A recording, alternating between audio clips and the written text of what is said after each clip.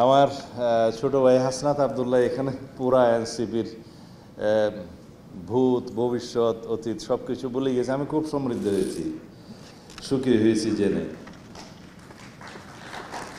যাই হোক, আমি কোনো উত্তর দিতে চাচ্ছি না, কিছু পরামর্শ দিতে চাচ্ছি যে আমাদের যে গণতান্ত্রিক চর্চা সেটা এগিয়ে নিতে হবে।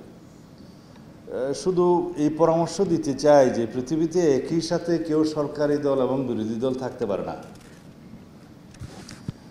একই দরজা হয় খুলতে হয়, না হলে বন্ধ করতে হয়। এখনো পর্যন্ত সেই টেকনিক কেউ আবিষ্কার করতে পারে নাই। যেদিন ছাত্র প্রতিনিধিরা সরকারে যোগদান করলো, আমি তখনও দেশে প্রত্যাবর্তন আসতে পারিনি। আজকে আপনাদের সাথে শেয়ার করি, সেদিন আমি বুঝে গেলাম এরা রাষ্ট্র বিনির্মাণে আর ভূমিকা তেমন বেশি রাখতে পারবে না। অনেকে বলবে আমাদের মাথায় তো অনেক বুদ্ধি।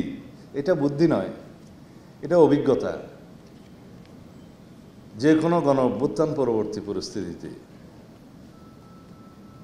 যদি সরকারের দায়িত্ব নেওয়ার জন্য সেই সরকার অভ্যুত্থানকারীরা অংশগ্রহণ করে, পৃথিবীর সব দেশেই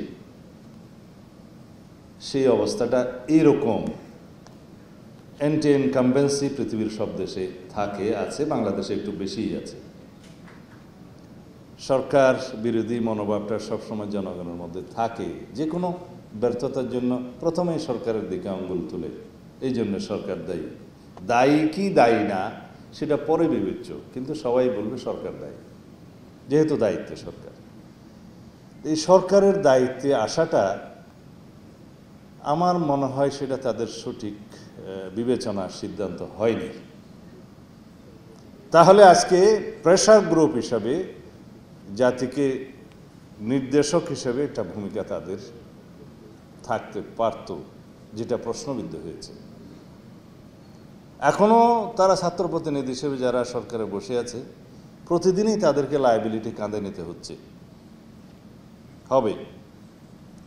যাই হোক, ওদেরকে আমি সরে আসার জন্য আহ্বান নিজেরা জানালে তো হবে না, তাগিদটা নিজেদেরকে নিতে হবে। আমাদের কিছু কিছু ইতিহাস আছে পার্লামেন্টে। সেই পার্লামেন্টে অনেক সময় আমরা বলতে শুনেছি, যদিও ওই পার্লামেন্টগুলোকে আমরা স্বীকৃতি দেই না, কিন্তু কিছু বচন, কিছু কাহাওয়াত এখনো রয়ে গেছে। একজন নেত্রী বলছিলেন আর কি, নামটা নেব কিনা, রোশনের সাথে বলছিলেন, মাননীয় স্পিকার আপনিই বলে দেন আমি সরকারি দল না বিরোধী দল।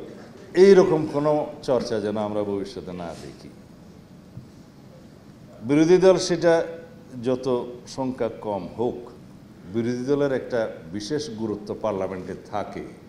সেটা 5 জনের হোক, 10 জনের হোক, 50 জনের হোক, 100 জনের হোক, বিরোধী দল বিরোধী দল।